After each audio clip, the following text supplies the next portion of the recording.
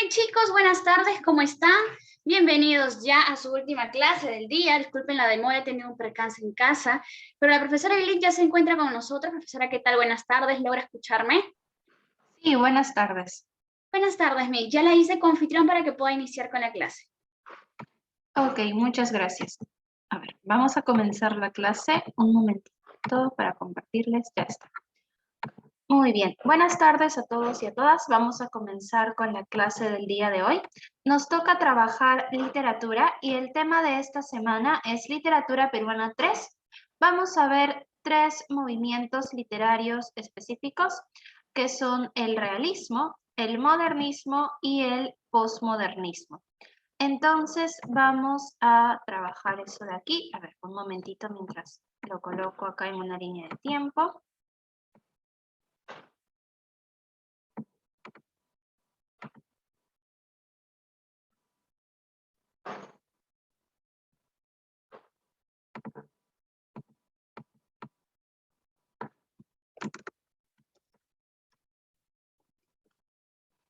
Ya está. Entonces, el movimiento, o mejor dicho, el evento histórico que marcó esta etapa o que marcó el comienzo del realismo, para ser más específicos, es la Guerra del Pacífico, también conocida como la Guerra con Chile. La Guerra del Pacífico, un momento.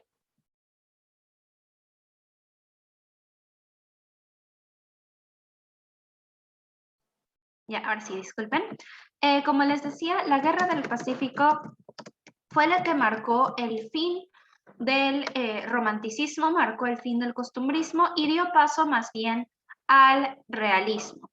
La Guerra del Pacífico fue entre 1879 hasta 1884. Entonces tenemos acá este periodo. Antes de esto, el movimiento literario que estaba presente era el romanticismo en el Perú, y después de la Guerra del Pacífico apareció lo que sería el realismo. Posterior al realismo siguió el modernismo y el posmodernismo. Entonces, acá tenemos que en base a la Guerra del Pacífico surge en Perú lo que sería el realismo, con las primeras vertientes de lo que posteriormente sería el indigenismo, las primeras nociones acerca del indigenismo.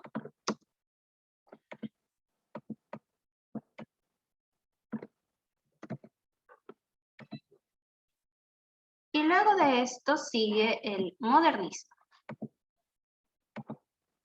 El modernismo en Perú llega bastante después del realismo. En realidad surge más o menos en 1885, pero a Perú llega bastante después, ¿no? Llega entre 1890 hasta 1900 y algo.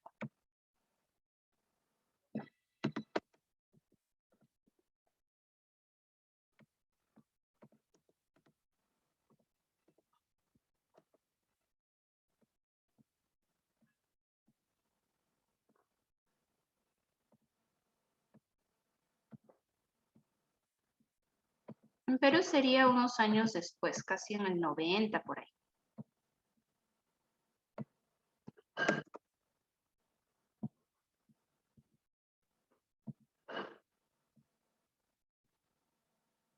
Y finalmente el posmodernismo surge después al modernismo.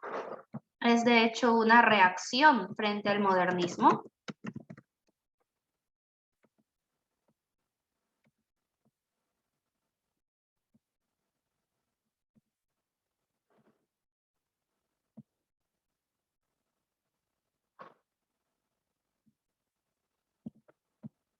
Entonces estaría surgiendo después de esto. Muy bien, entonces vamos a comenzar con la explicación acerca de cómo sucedieron o cómo se dieron estos eventos históricos. Esto, a ver, el posmodernismo se dio a inicios del siglo XX, o sea, sería 1900 en adelante.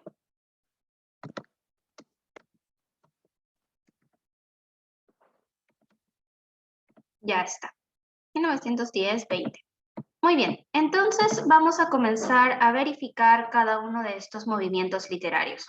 Comenzamos con el realismo. El realismo surge, como ya les había indicado, a partir de la Guerra del Pacífico.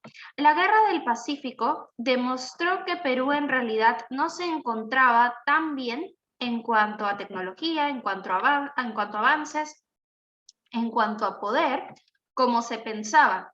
Antes de la Guerra del Pacífico, se pensaba que el Perú estaba en lo mejor de tanto de lo militar, como de la tecnología, como lo que era las armas, como lo que era el poder como tal. Entonces, se tenía un pensamiento bastante alto del Perú.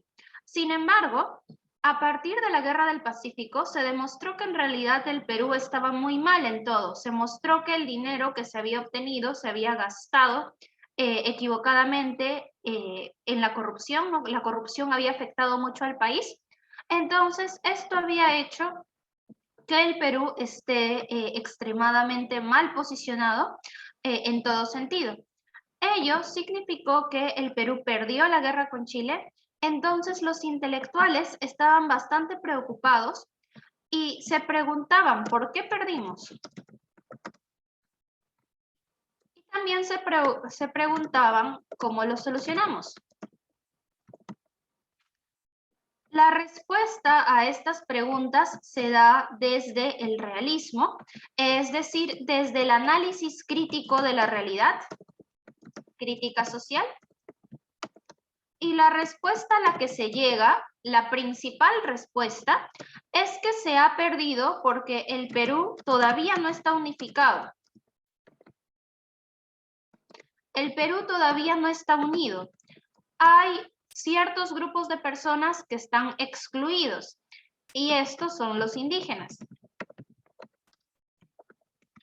Entonces, para solucionar este problema había que incluir a los indígenas en todo, ¿no? En lo que era el sistema social, en el sistema económico.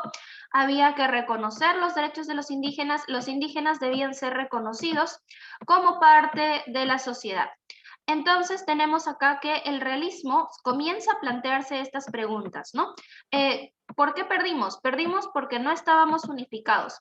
¿Cómo lo solucionamos? Tenemos que incluir a los indígenas. Y es así como parte del realismo, un poco después ya del realismo, va a surgir el indigenismo que va a trabajar precisamente con las respuestas a estas preguntas. ¿Cómo incluir a los indígenas? ¿No? Ahora, el realismo como tal tiene estas características, como les indiqué, es a fines de la Guerra del Pacífico. La Guerra del Pacífico es del 79 al 84, entonces acá tenemos lo que sería el periodo de reconstrucción nacional y acá se dio el realismo.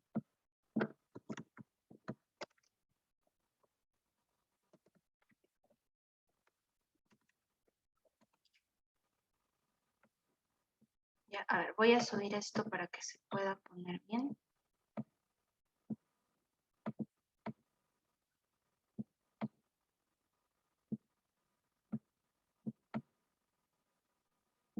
Ya, entonces después de la Guerra del Pacífico del 84, 85, por ahí, hasta los 90, se desarrolló lo que sería este periodo y como parte de tal también el realismo.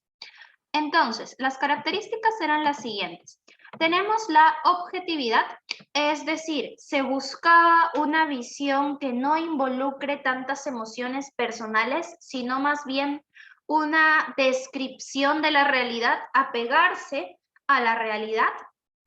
Estaba la crítica política y social, se criticaba bastante a las autoridades por la corrupción, por el mal gasto del dinero que se había recaudado, por las malas políticas de derechos, de repartición de bienes.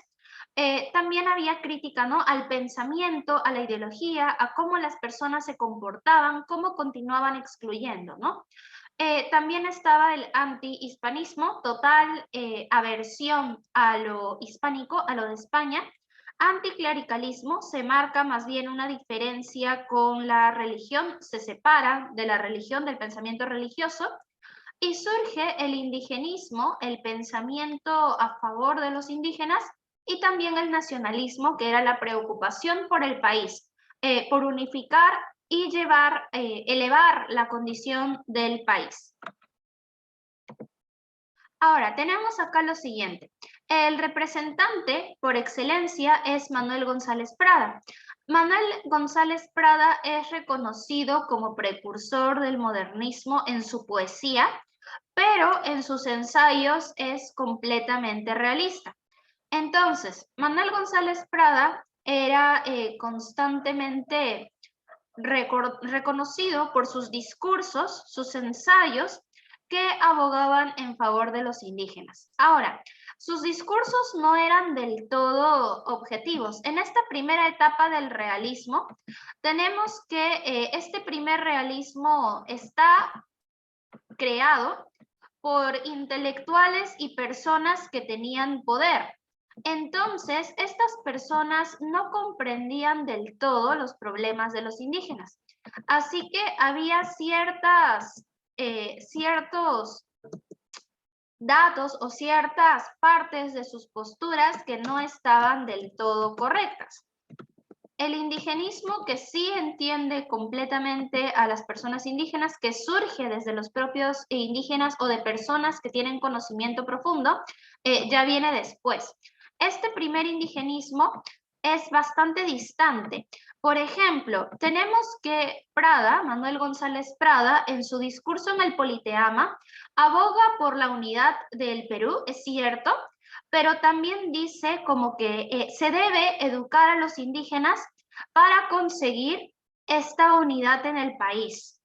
Entonces, Manuel González Prada dice que se les debe adaptar al sistema de educación occidental para que puedan ser completamente incluidos, lo cual no está mal, pero el problema es que él piensa que ellos deben dejar su cultura, sus costumbres, para poder convertirse en personas que piensen lo mismo que los occidentales, ¿no? Que los criollos.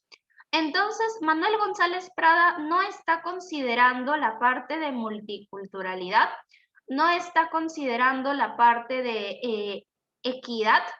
Él piensa en la inclusión, pero como que ellos deben adaptarse para poder ser incluidos. Ese es su pensamiento. Entonces, aunque su intención es positiva, todavía es una intención que está bastante distante del bienestar total, porque todavía lo está percibiendo desde su posición de él como persona de la capital, persona con poder, persona que tiene educación occidental. Entonces, él no llega a comprender del todo, ¿no? Ciertos aspectos de la cultura o en general del comportamiento de la visión indígena. Entonces, para Manuel González Prada, la solución es la educación. Si se educa, según él, a todos los indígenas, se va a lograr la unidad como el país. Él describe este pensamiento en sus ensayos de Páginas Libres, Horas de Lucha y el discurso en el Politeama. También escribe poesía y su poesía es bastante diferente, porque si bien sus ensayos son crítica social, son crítica política social, también en su poesía estos temas no son tan tratados, sino más bien se trabaja lo que es el sentimiento, lo que es la musicalidad. Se crea lo que es el triolet, el rondel, innova en ese sentido, y por eso se le llama como un precursor del modernismo, porque tenemos que González Prada en su poesía está pareciéndose a lo que posteriormente va a aparecer y va a ser denominado modernismo, que era precisamente este interés en la forma del poema, en la musicalidad, el sonido, la belleza del poema. Entonces hay como que dos aspectos de González Prada. Por un lado está su preocupación social, su crítica constante, sus planteamientos para incluir a los indígenas, que aparecen en sus ensayos, en Páginas Libres, en Horas de Lucha, en Discurso en el Politeama. Y por otro lado tiene sus poesías, que son más bien completamente dedicadas a la reflexión acerca de la belleza, de la literatura, de los poemas, un poco por ahí de crítica, pero en menor medida, ¿no? Y esta lírica, esta poesía va a ser denominada como precursora del modernismo. Entonces, eso es acerca de González Prada. Por otro lado, tenemos también a Clorinda Mato de Turner. Clorinda Mato de Turner es conocida por sus novelas. Ella es una de las primeras grandes indigenistas. Ella también está preocupada por la opresión hacia las personas indígenas y sobre todo esto lo destaca en sus novelas. Una de ellas, muy conocida, es Ave sin nido. El problema con Clorinda Mato es que ella tampoco está tan cercana a las personas indígenas, al igual que Manuel González Prada. Manuel González Prada pensaba que todo se iba a solucionar con educación, no tenía la visión multicultural.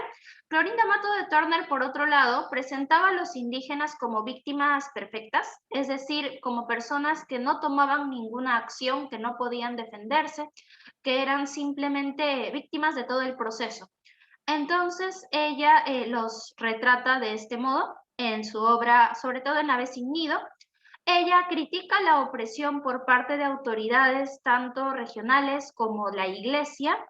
Ella, a través de una historia de amor más o menos melodramática de unos jóvenes que descubren que eran medio hermanos, ella retrata cómo en realidad un cura abusa de las mujeres indígenas y por eso es que ellos resultan ser medio hermanos. Su padre es el cura.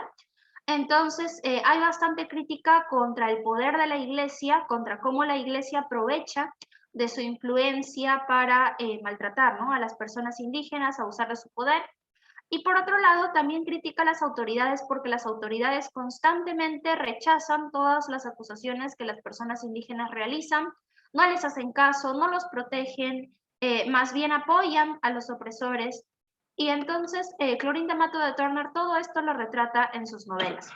Entonces, tenemos que del realismo destacan dos representantes. González Prada, con lo que serían sus ensayos, que son de crítica social, y su poesía, que es más bien como precursora del modernismo. Y por otro lado, Clorinda Mato de Turner, que destaca con sus novelas indigenistas. Entonces, ellos dos, a ver, los voy a colocar acá.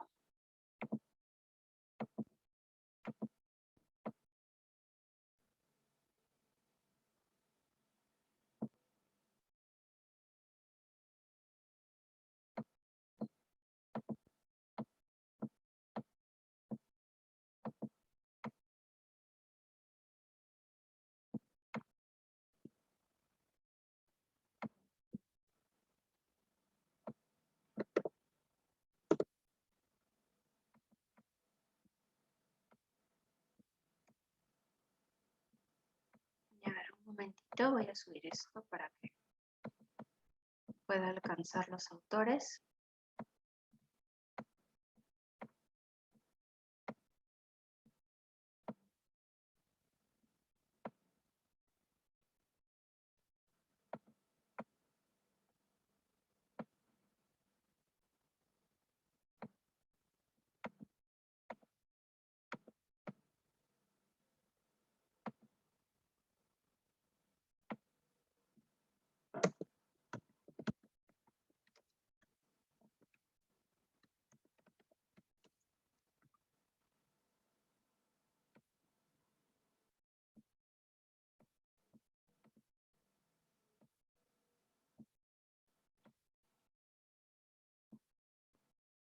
Ya está. Entonces, acá están, ¿no?, los dos representantes, González Prada y Clorinda Mato. Muy bien. Entonces, ellos destacan en el realismo, sobre todo Clorinda Mato en la parte de indigenismo y González Prada, bueno, también como precursor del indigenismo, pero sobre todo en el realismo como tal. Es decir, con la preocupación por la inclusión de los indígenas, por cómo renovar el país, ¿no? Cómo levantar el país. Ante la guerra con Chile, ellos estaban buscando cómo podían reivindicar el país, cómo podían demostrar que el país iba a mejorar o cómo buscar que el país debía mejorar, ¿no? Entonces, parte de esto es la crítica contra la actitud de los indígenas, pero también esto es representado en la búsqueda de incluirlos, ¿no? No solamente se trata de criticarles, de decir, tienen estas características, que sí lo hacen, generalizan bastante, hay todavía un pensamiento discriminador bastante fuerte, todavía dicen que todos los indígenas son vagos, todos los indígenas no hacen esto, todos los indígenas fallan, no trabajan, no participan de la nación. Eso es cierto, pero por otro lado, o sea, es cierto que decían eso, pero por otro lado, también buscaban cómo incluirlos, ¿no? También buscaban cómo solucionar esta situación. Buscaban cómo solucionar este estado de separación entre los criollos y los indígenas.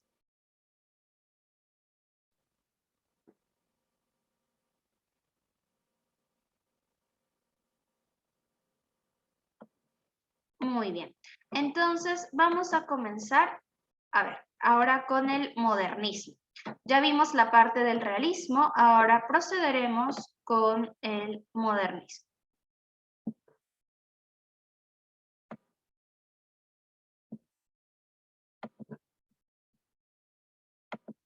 A ver, un momento mientras les comparto la pantalla.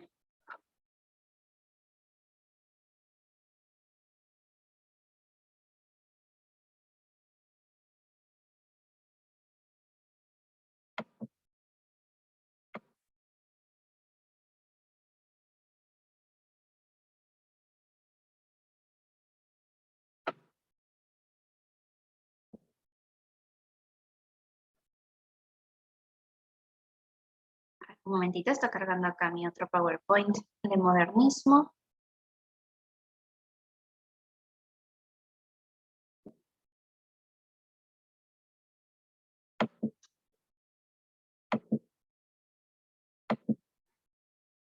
Ya está. Entonces, acerca del modernismo.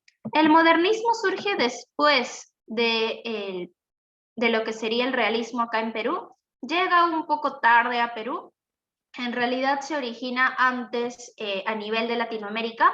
El modernismo es el primer movimiento completamente hispanoamericano que surge en Latinoamérica y se expande tanto al resto de Latinoamérica como a España. Es un movimiento literario y también ideológico, y como les indiqué, en Latinoamérica en sí, desde su surgimiento es 1880, pero a Perú llega un poco después. El autor que inicia el modernismo es Rubén Darío, con su libro Azul en 1888, y este libro, que era de cuentos y poemas, este libro Azul, es el que causa gran impacto a lo largo de toda Latinoamérica y comienza la etapa del modernismo. El modernismo era un movimiento que buscaba la inclusión de los autores en el grupo de los autores europeos. Entonces, era un movimiento con aspiraciones cosmopolitas, es decir, ser entendido por todo el mundo. Por eso, sus autores se consideraban como ciudadanos del mundo y por eso trabajaban temas que eran propios de otras culturas o, sobre todo, eran propios de la cultura europea. Entonces, ellos se interesaban por hablar de distintos lugares de la geografía mundial, civilizaciones de épocas pasadas, pero sobre todo las pintaban con un carácter exótico, es decir, las culturas, civilizaciones distintas a la europea eran plantadas como misteriosas, exóticas, extrañas, misteriosas, que merecían ser estudiadas, pero que eran distantes. Entonces, no hay una inclusión de todas las culturas, sino más bien estas culturas son presentadas como algo lejano y misterioso. Eso es el exotismo que se manifiesta en el modernismo. Por otro lado, también tenemos que se da el isocrismo, que es el intento de relacionarse con otros escritores, sobre todo los europeos, los norteamericanos, los franceses, entre otros.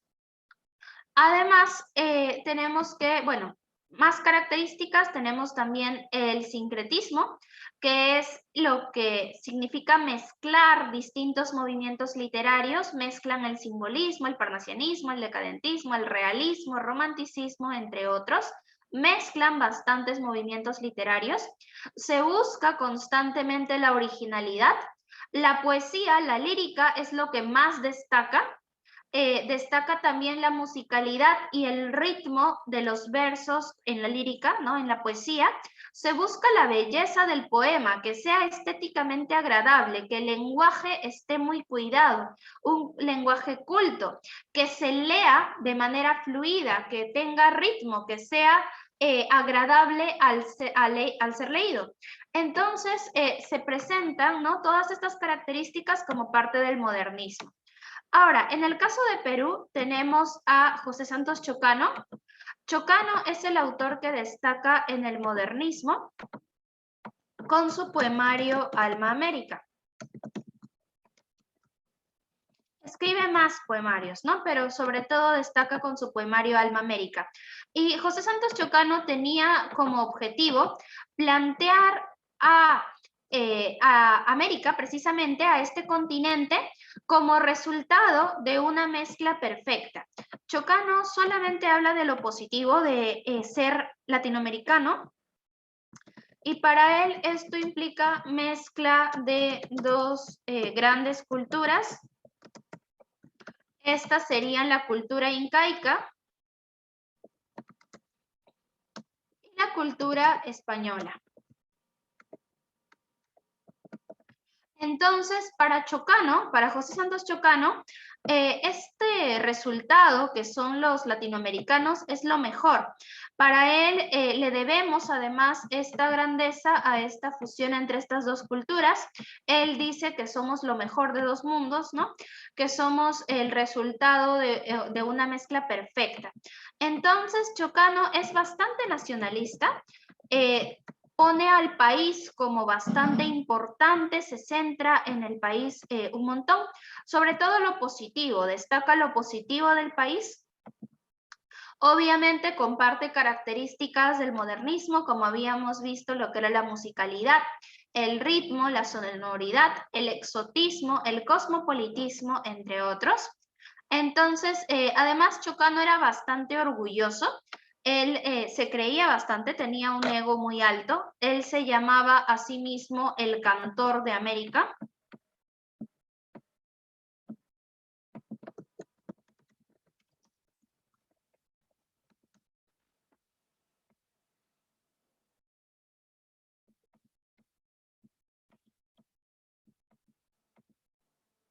Exacto, egocéntrico, ¿no?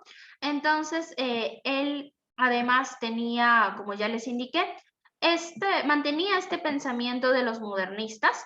Los modernistas en general pensaban que eran incomprendidos, o sea, ellos tenían este pensamiento de que ellos eran, no los iban a entender, que las personas no entendían sus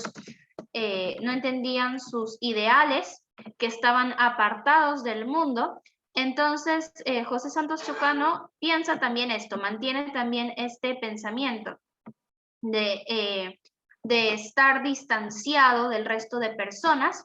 Además, se considera superior, en ese sentido se considera un gran intelectual, se considera superior, considera que él conoce, ¿no?, todo lo que es el lenguaje, él domina, considera que domina todo lo que sería la lírica, la poesía. Él es reconocido también como poeta del Perú. Entonces, él además trabaja bastante con la naturaleza. La naturaleza en general es un tópico bastante presente en todo el modernismo. Entonces, la naturaleza es recurrente, ¿no? Aparece bastante acá. Tiene influencia también de lo que es el clasicismo, la etapa clásica de los mitos. El modernismo mantiene influencia de los mitos clásicos, de los mitos griegos y romanos. Y Chocano también mantiene esto, también mantiene esta influencia de los mitos clásicos. También es muy influenciado por Rubén Darío, ¿no? Obviamente, Rubén Darío es quien fundó el modernismo, o bueno, quien dio origen al modernismo. Otros de sus poemarios destacados son, a ver, Iras Santas, los voy a poner acá.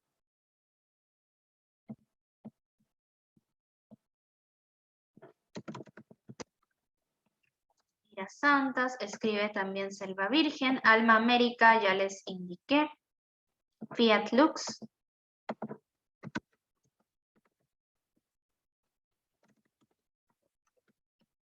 entre otros.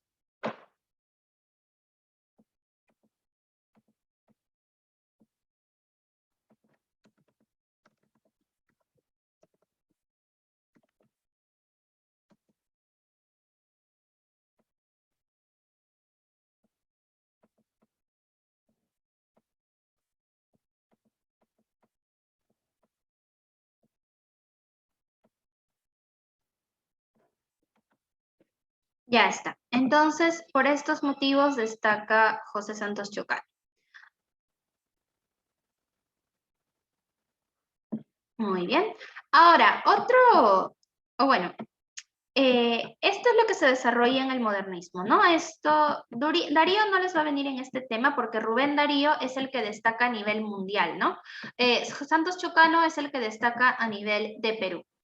Ahora, luego del modernismo viene el posmodernismo precisamente como una reacción frente al modernismo. El modernismo había estado muy preocupado por lo que era la belleza de los poemas, lo superficial de los poemas, la forma. Entonces, el posmodernismo critica mucho esto, critica esta preocupación por la belleza del poema, llama superficiales a los modernistas, y el posmodernismo surge para trabajar temas ya desde la perspectiva de las emociones. Entonces, el posmodernismo ya no tiene esta visión de querer inscribirse en el mundo, sino que mantiene ciertas partes del modernismo, como lo que sería el ritmo, la musicalidad, pero también utiliza un lenguaje mucho más sencillo. El lenguaje del posmodernismo es mucho más simple, el significado o los significados son precisos y los temas que se trabajan son bastante relacionados a la intimidad de los poetas, es decir, a la visión personal de los poetas acerca del mundo. Se trabaja con la nostalgia, con las emociones, con la tristeza, con el dolor. Además, el posmodernismo puede ser regional, es decir, se enfoca en autores de provincias, ya no tanto de Lima, se alejan de Lima. Lima había sido el centro en el modernismo, ¿no? Cuando estaba Chocano. En el posmodernismo se distancian de Lima, se critica la superficialidad del modernismo y más bien se utiliza, ¿no?, temas que son mucho más realistas, además de ser temas mucho más relacionados con la intimidad de los autores. Y paralelo a este posmodernismo regional, se desarrolla el simbolismo. El simbolismo mantiene bastantes elementos del modernismo porque mantiene la musicalidad, el ritmo, la belleza de los poemas, pero en el simbolismo se sugieren los temas. Se presentan temas que no son del todo directos. No es tan sencillo encontrar los significados de los temas simbolistas. Los poemas brindan como pequeñas anécdotas, pequeñas historias que pueden interpretarse de distintas maneras. Lo que caracteriza al simbolismo es la sugerencia, sugerir algo, no decirlo claramente, sino sugerirlo. Entonces tenemos que el posmodernismo estaba por un lado el regional, el que era simple, el que tenía temas reales, verosímiles, el que criticaba al posmodernismo como tal, al modernismo, perdón, como tal, y tenemos un posmodernismo más simbolista, que es el que sugiere los temas, se aleja de la realidad concreta. Ahora, como parte del posmodernismo tenemos al grupo Colónida. Este grupo fue dirigido por Abraham Valdelomar y fundó una revista con el nombre Colónida en 1916 y se reconoció a este grupo por sentar las nuevas bases de la estética literaria.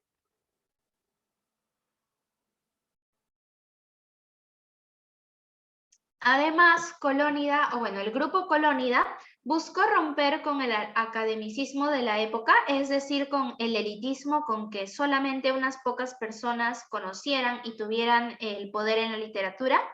Se buscó renovar temas, renovar estilos. En cierta manera fueron influenciados por las tendencias literarias de Italia y de Francia. También se fomentó la literatura de los jóvenes, sobre todo de los jóvenes de provincias que habían estado marginados por el modernismo. Entonces, el Grupo Colónida como tal constituyó un tránsito del modernismo al vanguardismo. Ahora, representantes del posmodernismo. En cuanto al simbolismo, destaca José María Eguren. Recuerden que el simbolismo es este movimiento que sugiere, que se basa en emociones, que no dice las cosas de manera directa, que presenta pequeñas historias y a partir de estas se reflexiona. José María Eguren utiliza bastante las sensaciones, la musicalidad y los ambientes como de ensueño, fantasiosos y reales para poder proponer distintos significados, distintas interpretaciones de estos sueños, ¿no? De estas situaciones, de estas pequeñas historias. En 1911, José María Eguren publica Simbólicas, que fue el nacimiento de la poesía peruana contemporánea, pero Clemente Palma, un crítico literario de la época, criticó, ¿no?, a Simbólicas, criticó esta obra de José María Eguren. Sus obras más destacadas son precisamente Simbólicas y Canción de las Figuras. José María Eguren escribía lírica, poesía, por eso es que sus obras son poemarios. Esta poesía de la sugerencia, la poesía simbólica, es la que lo caracteriza. Por otro lado, en lo que respecta ya al posmodernismo como tal, tenemos a Abraham Valdelomar, que era conocido como el Conde de Lemos. Él escribió lírica, o sea, poesía, y también narrativa, sobre todo cuentos. En ambos casos, tanto en su poesía como en su narrativa, utiliza lenguaje sencillo, destaca la nostalgia, destaca los recuerdos de infancia, la descripción de ambientes de su juventud o ambientes íntimos, ambientes de su pasado, de su vida real. Esto aparece sobre todo en sus poemas Tristitia y El hermano ausente en la cena pascual, donde involucra, menciona la muerte o el distanciamiento de su hermano, la muerte sobre todo de su hermano. Entonces, acá tenemos que Valdelomar involucra bastante de su propia vida en sus obras. Su lenguaje, como habíamos dicho, parte del posmodernismo regional, es mucho más sencillo. Él ubica sus obras en la infancia, es decir, en donde él vivía en su infancia, que era sobre todo en Pisco. Entonces se aleja de la ciudad y más bien se centra en los pueblos, en los recuerdos de las interacciones con sus hermanos, con su familia, en las emociones, el cariño, la inocencia de la infancia.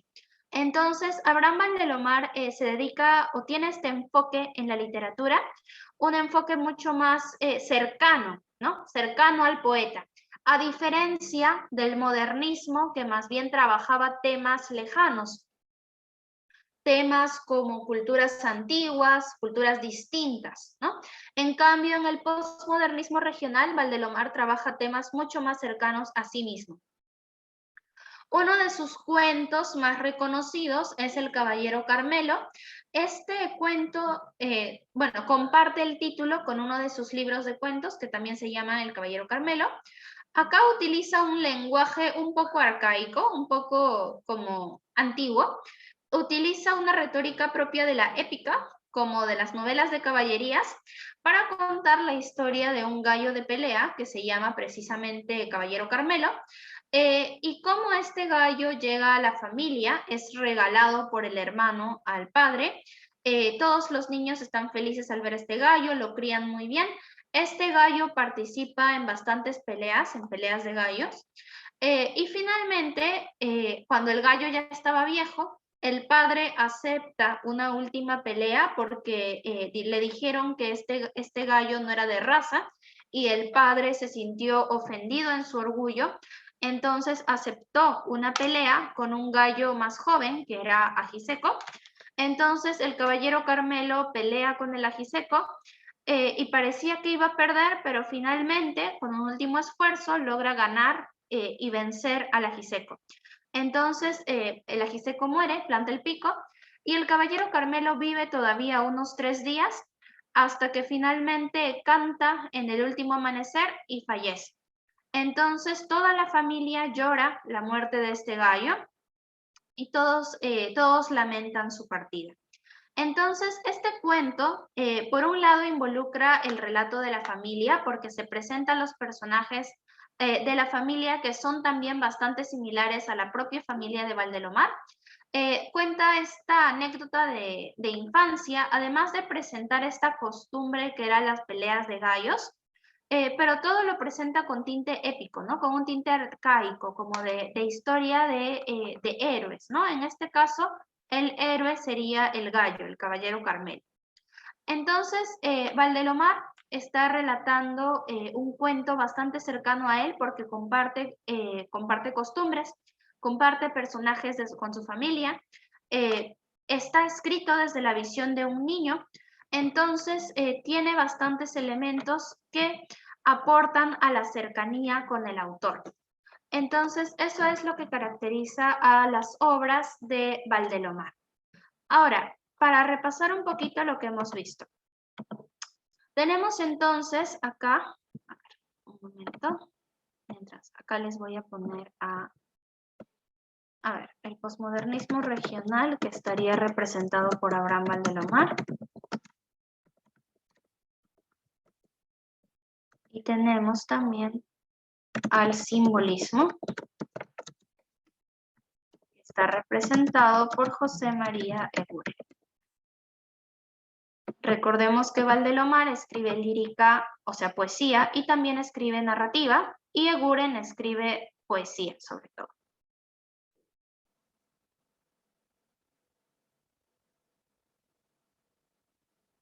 Listo. Muy bien. Entonces, vamos a comenzar. El modernismo, entonces, en Latinoamérica en sí. No, modernismo no. Vamos a comenzar con realismo, entonces. Realismo y luego vamos yendo parte por parte.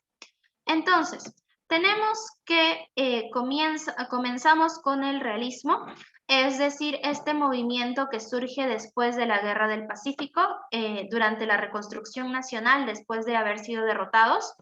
Las preguntas de los intelectuales es ¿por qué perdimos y cómo lo solucionamos? Ante esto se da bastante como respuesta a la crítica social, crítica frente a las actitudes que nos han llevado a perder la guerra. Entre estas actitudes que nos llevaron a perder la guerra está la discriminación o la falta de unidad del país.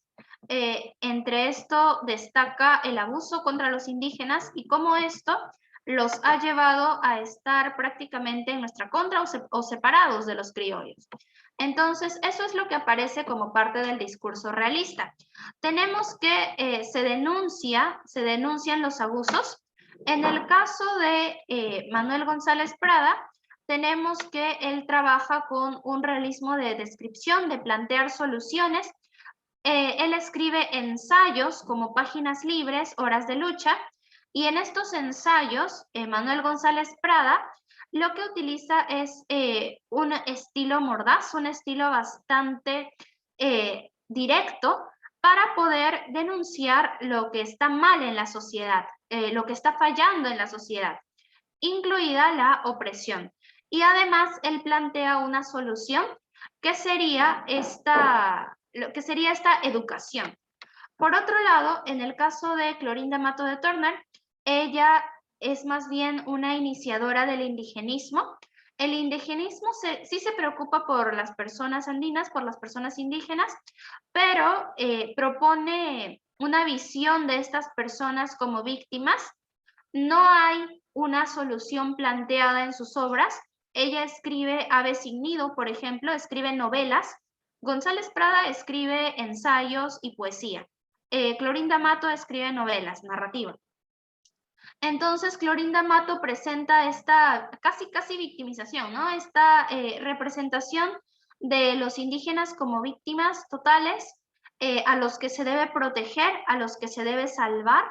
No plantea una solución concreta al problema, pero sí muestra bastante preocupación y una descripción bastante creíble de lo que estaba sucediendo en ese momento.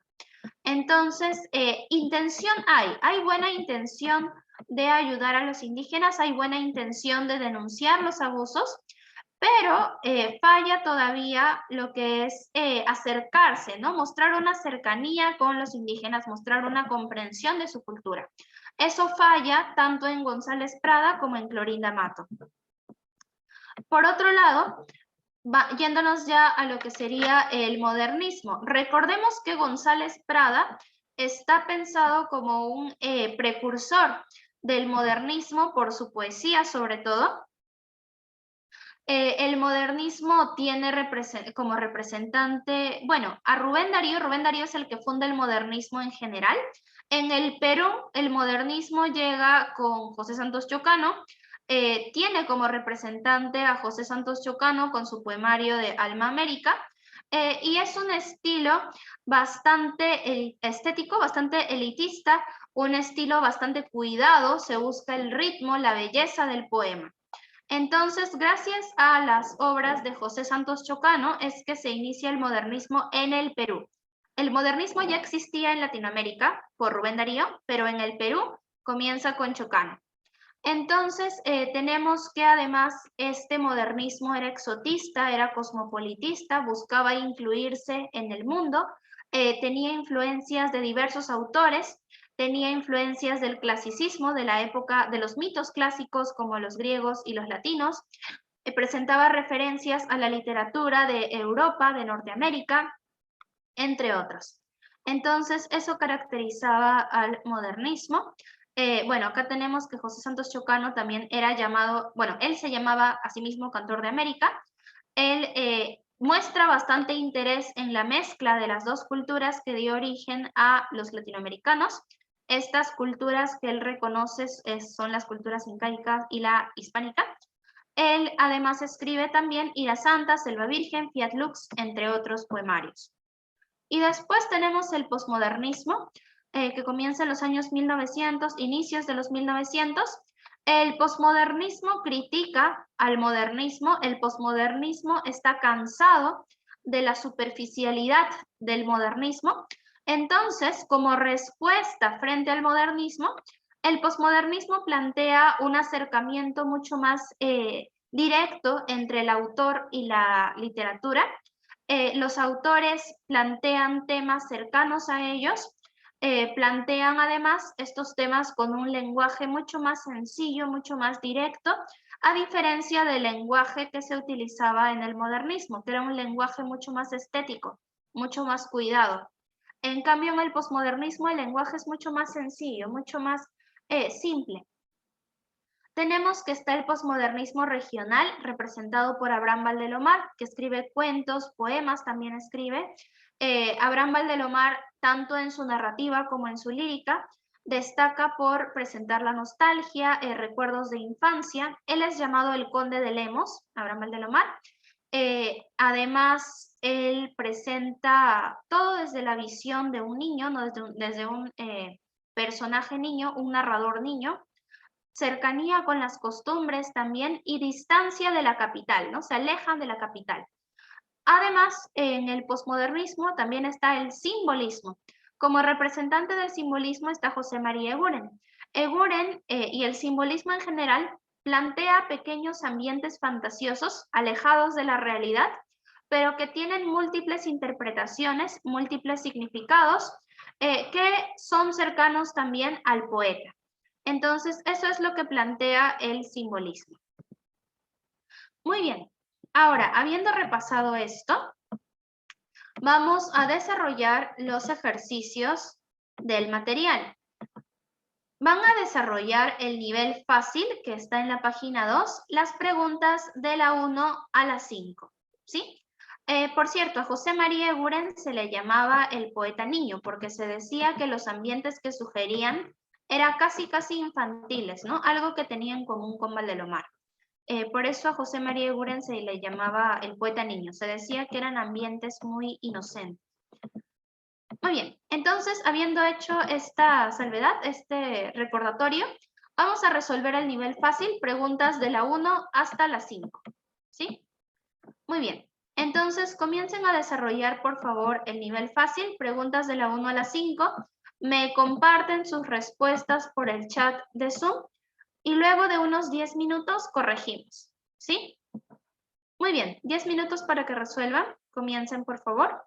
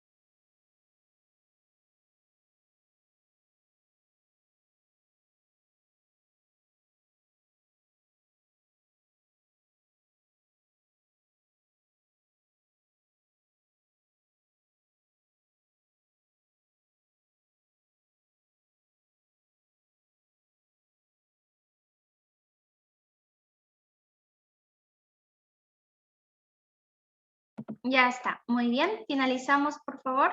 Últimos minutos. Acá tengo algunas respuestas ya. Muy bien. Un par de minutos y finalizamos.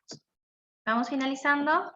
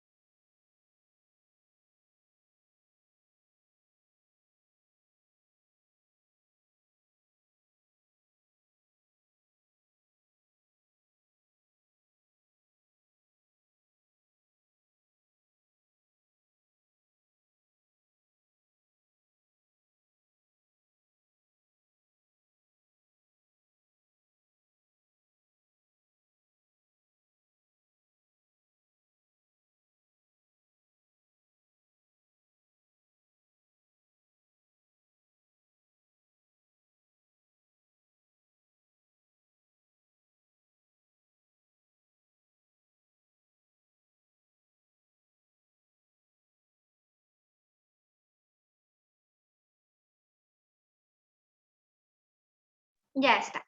Muy bien, comenzamos a corregir. Entonces, vamos a la 1.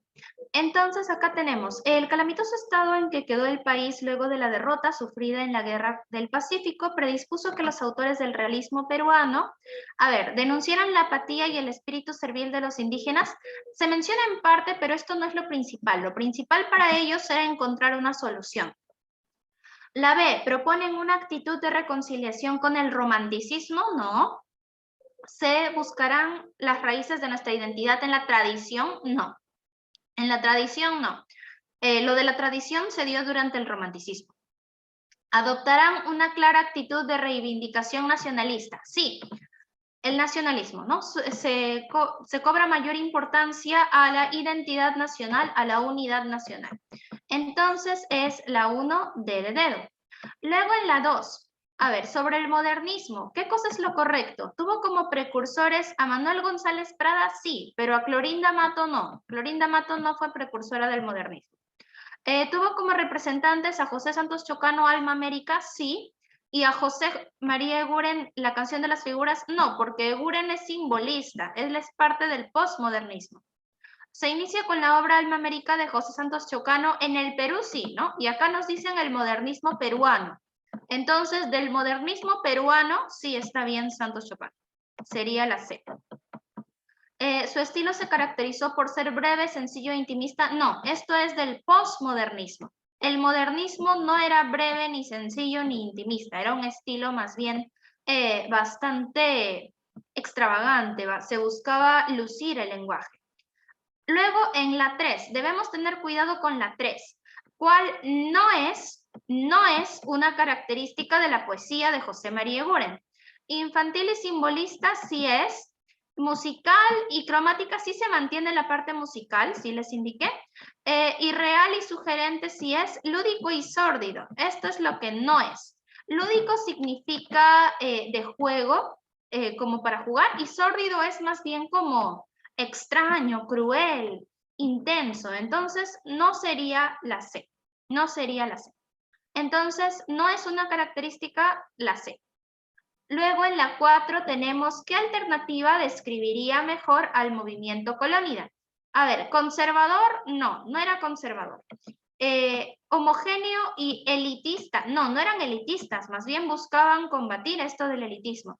Filosófico, no tan filosófico, político, no tanto. Rebelde y antiacademicista, sí, porque buscaban acabar con este centralismo de la academia en Lima, ¿no? Entonces, sí, era antiacademicista. Sería la 4 de dedo. Y la 5 sobre páginas libres, que es de Manuel González Prada, el libro de ensayos, sería la D, ¿no? Es un libro de ensayos que presenta un estilo mordaz y denuncia las debilidades de la sociedad peruana. Excelente. Entonces sería 1D, 2C, 3C, 4D y 5D de dedo. Muy bien. Ahora vamos al nivel intermedio. A ver, acá nos preguntan acerca de la literatura realista. Tenemos también características de Manuel González Prada. Tenemos también poesía de Guren. Tenemos sobre Valdelomar. Y también sobre Guren. Ya está. Muy bien, entonces vamos a comenzar con el nivel intermedio, preguntas de las 6 a la 10. Para esto van a tener otros 10 minutos y luego corregimos. ¿Sí? Listo. Comiencen por favor con el nivel intermedio. Me comparten sus respuestas por el chat de Zoom.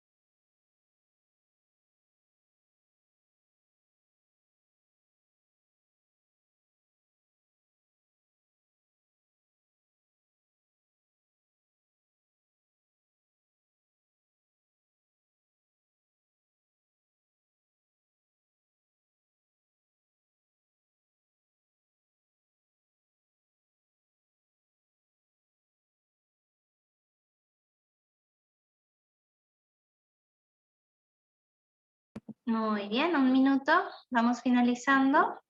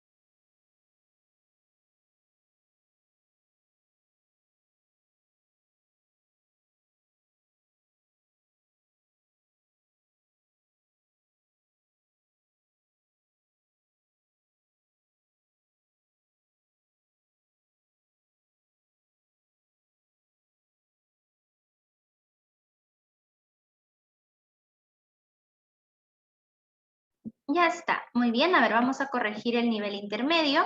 Acá tenemos en la pregunta 6 la principal característica de la literatura realista peruana. Acá, ¿descolló la novela idealizadora? No. ¿Destacó en el subjetivismo? No, era objetivismo, ¿no? ¿Negó los temas? No, más bien trabajó los temas de índole socialista. ¿Rechazó el tono intimista y fue objetivista? Ya, sí fue objetivista, ¿no? Fue sobre todo objetiva. Esa sería la 6D, entonces. 6D de dedo. Luego en la 7, sobre las características de la obra de Manuel González Prada, tenemos: renovó el verso con el uso de nuevas formas poéticas vanguardistas. No, porque la vanguardia es después todavía. Entonces no puede ser la A. En el caso de la B, en prosa destacó en el ensayo de carácter agresivo y nacionalista. Sí. ¿Aceptó con mucho entusiasmo el tono intimista de los románticos? No. ¿Destacó en la poesía de estilo musical y simbolista? Simbolista no, simbolismo es después. Entonces, lo único posible sería la B. Sería la 7B de bueno. En el caso de la 8, sobre la poesía de Eguren se puede afirmar lo siguiente: es la prolongación de su infancia. En parte, le decían poeta niño por algo, pero no. Vamos a ver si hay algo más preciso. ¿Es provincianista? No, Eguren no. El que era de provincia era Abraham Valdelomar. Él escribía sobre su vida en provincia. Eguren no tanto. ¿Representa en nuestra literatura la poesía pura? Podría ser, en parte. ¿Su poesía es colorida y musical? Sí, su poesía sí es colorida y musical, y sobre todo sugerente. Entonces, la correcta sería la 8D. 8D de dedo. En la 9, el enunciado que no es coherente con respecto a Valdelomar sería la B, porque lo del hogar provinciano, esto es... no, esto dice no es coherente, ¿no? A ver, su tema sí es el hogar provinciano. Acá me dicen la C podría ser también en la 8. A ver, vamos a ir por partes. La C en parte podría ser, ¿no? Porque si es poesía pura, es poesía que se dedica solamente a la poesía, no se dedica a tratar temas sociales. En ese sentido, sí representa la poesía pura, pero vamos a marcar la D porque es la más relacionada con lo simbólico que es lo que él trabaja, ¿no? La musicalidad es parte de lo simbólico, el color en parte también, pero por otro lado está la sugerencia, ¿no? La sugerencia es lo que caracteriza sobre todo a Eguren. Sí, sí es un poeta puro Eguren. Es un poeta que no trabaja acerca de los temas sociales, ¿no? A diferencia de, por ejemplo, Manuel González Prada, ¿no? Que sí trabaja lo que es crítica social. Entonces, cuando no es social, suele dedicarse a la poesía, solo al arte, eso sería poesía pura. Ahora, en cuanto a la 9, no es correcto con respecto a Valdelomar. A ver, ¿es considerado el primer cuentista criollo? En parte sí, porque se dice que es un cuentista criollo, pero el primero, no, porque el cuento ya existía antes de Valdelomar, el cuento criollo también. Vamos a ver si hay más. A ver, sus temas son el hogar provinciano, sí, este es su tema por excelencia. La dictadura no tanto, ¿ah? La dictadura no tanto. Ahora vamos a ver los demás. En su narrativa destacan, sí, esta sí, definitivamente sí está bien la C. También escribió novelas, teatro y poesía. Esta también está bien. Entonces, estarían correctas la C y la D. En el caso de la A, primer cuentista criollo, pero esto sería ya de la República, ¿no? Después de la guerra. Porque la dictadura no trabaja la dictadura, sobre todo se dedica al hogar provinciano, a su nostalgia, a su infancia. No trabaja la dictadura. Entonces sería la 9B. 9B. Y en el caso de la 10, ¿qué aspecto no se muestra en la obra de Eguren? De Eguren, el simbolista, no aparece lo del hogar provinciano, porque esto es de precisamente Valdelomar. Valdelomar sí trabaja el hogar provinciano, lo que no trabaja es la dictadura. Eguren no trabaja hogar provinciano, trabaja lo que es fantasía, mundo infantil, musicalidad, ambientes nebulosos. Entonces sería la 10 de dedo. Listo. Muy bien, ahora vamos a finalizar ya con el nivel difícil. Finalicen por favor con los ejercicios del nivel difícil, me los pasan por el chat de Zoom y luego corregimos. A ver, comiencen por favor con el nivel difícil.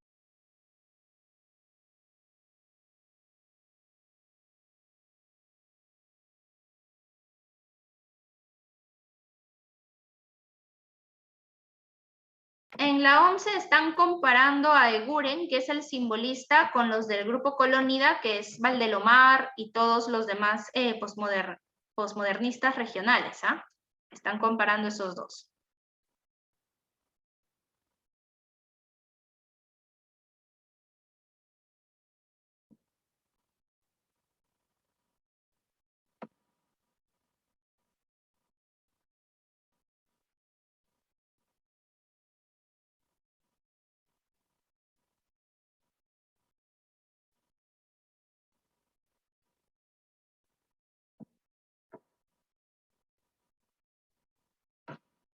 En el caso de la 13, a ver, con respecto a la 13, no la resuelvan por favor, porque esta es de ave sin nido, la trama, y la trama no la hemos visto con detalle, yo se las explicaré en un momento. La 13, por favor, no la resuelvan, lo demás del nivel difícil sí resuelvan.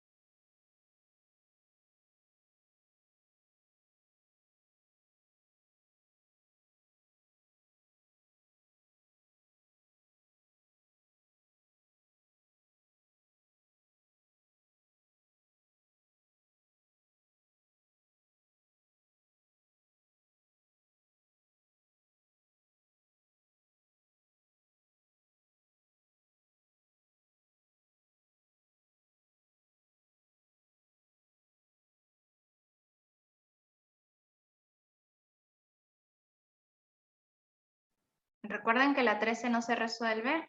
Muy bien, vamos finalizando de la 11 a la 15 menos la 13.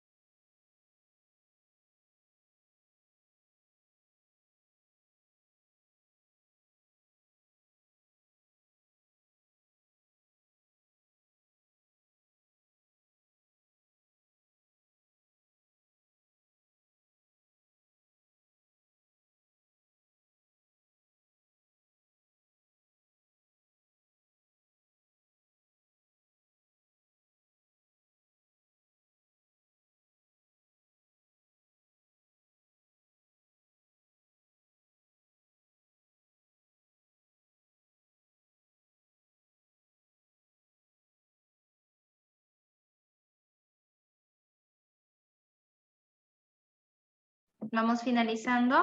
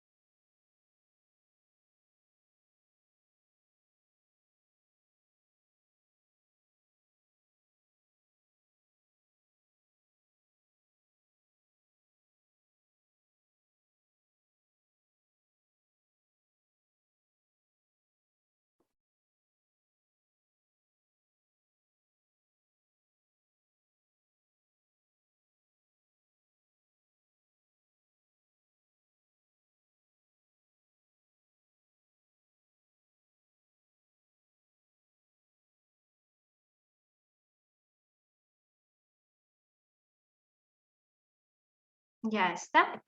Muy bien, chicos y chicas, comenzamos a corregir.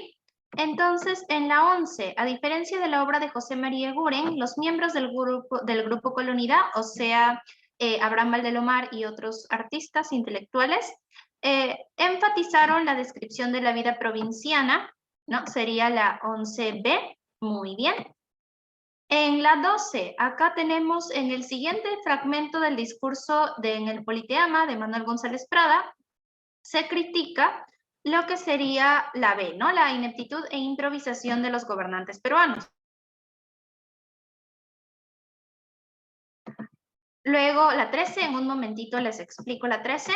Luego en la 14 tenemos que sería en este fragmento del discurso en el Politeama de Páginas Libres, ¿qué característica del realismo peruano se evidencia? En este caso es la D, la descripción de los problemas sociales de la realidad nacional, 14D. Y finalmente en la 15 tenemos que se trata del momento previo a la muerte de Carmelo, ¿no? Sería la C. El momento previo antes de que el caballero Carmelo, el gallo, muera. Entonces sería la 15C de casa. Ahora, para que resuelvan la 13, ave sin nido se trata de lo siguiente. Llega un matrimonio, que son los Marín, son un esposo y una esposa. Ellos llegan a un pueblito de Quillac y se instalan en este pueblito. Ellos en este pueblito se dan cuenta de todas las injusticias que cometen las autoridades contra las personas del pueblo, contra los indígenas. Entonces ellos defienden a los indígenas, defienden por ejemplo a Juan Yupanqui y Marcela, que iban a perder a su hija, que había sido robada por los notables, por las autoridades. Entonces los blancos, las autoridades, se enojan con ellos, se enojan con el matrimonio de los Marín por haber ayudado a los indígenas. Entonces planean asesinarlos. Por suerte logran salvarse y solamente mueren Juan Yupanqui y Marcela. Entonces quedan sus hijas, quedan Margarita y Rosalía, y los Marín las adoptan y las cuidan. Entonces los Marín, por cierto, se salvaron porque los ayudó Manuel, que era uno de los blancos, pero que él estaba a favor de ellos. Entonces Margarita, que era la huérfana que estaba siendo cuidada por los Marín, conoce a Manuel y ambos están enamorados. Los Marín luego terminan escapando del pueblito de Quillac porque se dan cuenta que allí la gente, o bueno, los blancos sobre todo, que son los que querían acabar con ellos y podían matarlos, entonces se van y se llevan a Margarita y a Rosalía, pero Manuel lo sigue, y cuando Manuel lo sigue, él está por pedirle matrimonio a Margarita, pero al final se entera que tanto él como Margarita son hijos de un obispo. Entonces son medio hermanos. Y de eso se trata la novela Ave sin nido. En base a esto, ustedes pueden encontrar ya cuál sería la respuesta correcta, que en este caso sería la D, ¿sí? La letra D. Entonces, ustedes por favor resuelvan el ejercicio y recuerden que pueden corregirlo con la letra D. Muy bien, entonces hemos resuelto todo el material el día de hoy. La pregunta 13 ya les indiqué cuál sería la clave correcta para que lo utilicen para practicar. El material se los compartiré por medio de la tutora, ¿sí? Listo, muy bien chicos y chicas, entonces así quedamos el día de hoy. Cuídense mucho, ya nos estaremos viendo. Mucha suerte en todo, nos vemos. Chao, cuídense.